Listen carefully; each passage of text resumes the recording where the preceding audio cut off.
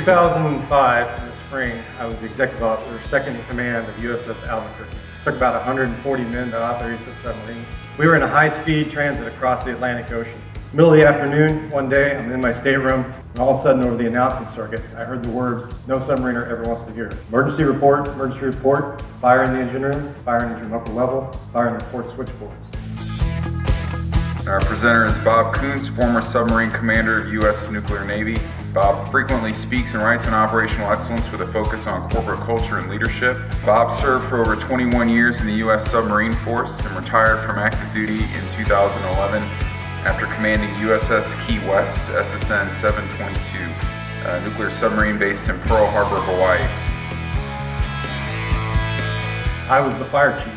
I had to go back and help fight this fire. I strapped on the Scott air pack, made sure I had enough pressure, put on my mask, made sure I had a good seal, grabbed my gloves, my flashlight, made my way back about 200 feet. I get to the scene, flames were shooting over the top, heavy black smoke, barely see in front of your face. I turned to the phone talker, who was next to me, a young officer. He'd been on board 2 months. He barely knew where the engine room was. His job was to follow me wherever I went. He had the sound-powered phones. He was going to control what I needed. I turned to him and said, phone talker, to DC Central, Damage Control Central, from the executive officer. I have a large class alpha fire in engine room lower level. Send the fire team to engine room lower level. He repeated that order, but then he looked at me. He hit me on the elbow, kind of loud, with the fire open. He said, XO, the fire is in engine room upper level. This is upper level. I realized my mistake. Correction, to DC Central, with a large class alpha fire in engine room upper level, send the fire team engine room upper level. Seemed like forever, but within a minute, I had a full fire team there.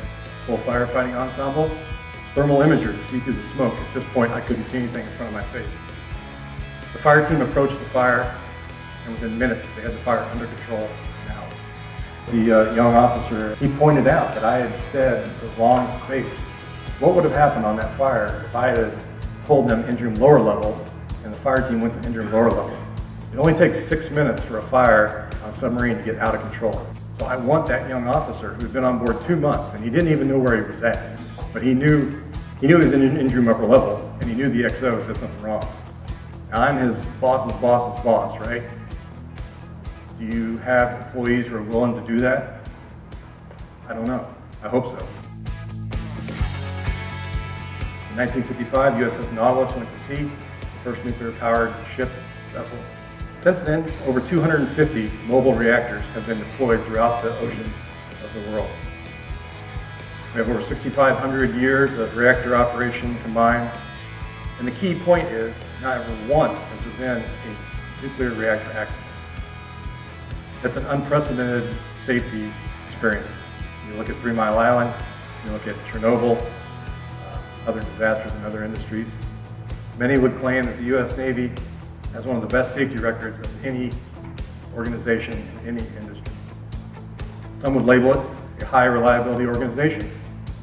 It's tough to find a definition for what a high reliability organization is, but it has to do with not failing in the face of circumstances in an environment where you would expect there to be failures where other people fail. So what's different? What's so unique about the U.S. Nuclear Navy? What can we learn from it? If you train how to speak in a certain way, when you have a real casualty, your body will automatically respond, your brain will respond in that manner. So how you train is how you will fight, is what we say.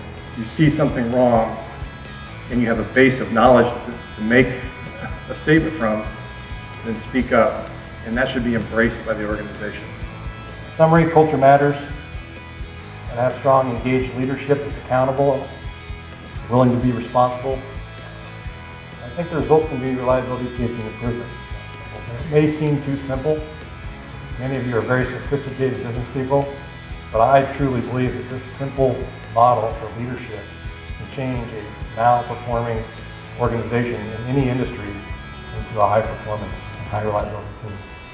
Thank you.